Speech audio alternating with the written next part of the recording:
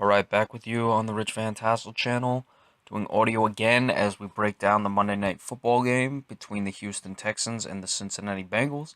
The Texans are 3-5, and they are in Cincinnati to play the 8-0 Bengals.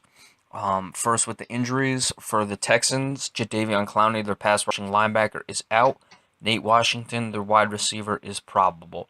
For the Bengals, both probables, both linebackers, Maualuga, and Vontez Burfict. We've talked about Cincinnati from the start. I didn't think that they had, or I thought this would be a down year after all the success they've been having. Obviously, I've been proven wrong with that. They've been playing very well, especially that defensive front, which I have had zero questions about the defensive side of the ball with this team.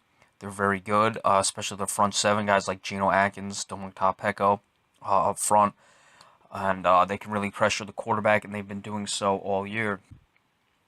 Robert Gathers as well. As for Houston at 3-5, they're still in that division. That's a pretty hapless division, to be quite frank with you. Indianapolis is the best team at 4-5. Houston can match that today with a win. It's really now or never time for the Houston Texans. I've expected a lot more than them. Their defense has not played well. Brian Hoyer is getting the start at quarterback. When you look at his numbers, they're actually really not that bad at all. 13 touchdowns to 3 interceptions. So it looks like Ryan Mallett's days are done there, at least for this season. I'd like to see Houston run the ball and set up the play action for DeAndre Hopkins. DeAndre Hopkins having a very good season, 66 receptions, 870 yards, and 6 touchdowns. But I think that the only way you're going to be able to get him downfield is through the play action because there's no real receivers that scare you. Nate Washington has been a serviceable pro, but Cincinnati, especially with the defense they have, they're going to be looking to mark him up one-on-one, Nate Washington, that is, and don't really want to put help that way. They're definitely going to be sending help to DeAndre Hopkins, and I think that the play action will set it up. Now, no Arian Foster for the rest of the season, so that's going to be a difficult proposition for the Houston Texans to get that job done. You look at the Cincinnati Bengals, Andy Dalton, 18 touchdowns to 4 interceptions this year, playing very well over 2,000 yards. A.J. Green, only 4 touchdowns, so you'd expect a bit more in the touchdown department from him, but he's still on pace for 100 catches right at that and 1,400 yards this year, so those are A.J. Green type numbers.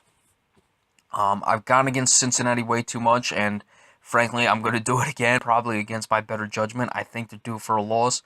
Houston is obviously desperate. I think they see that they're 3-5 right now, so they played the first half of the season, had a lot of tumultuous situations this entire year, but they win tonight and they're right there and they're in control of their own destiny. So I think they're going to seize the opportunity, and with Brian Hoyer, he's going to look to establish himself and show why that he is the right guy for the starting job and should have been the whole year.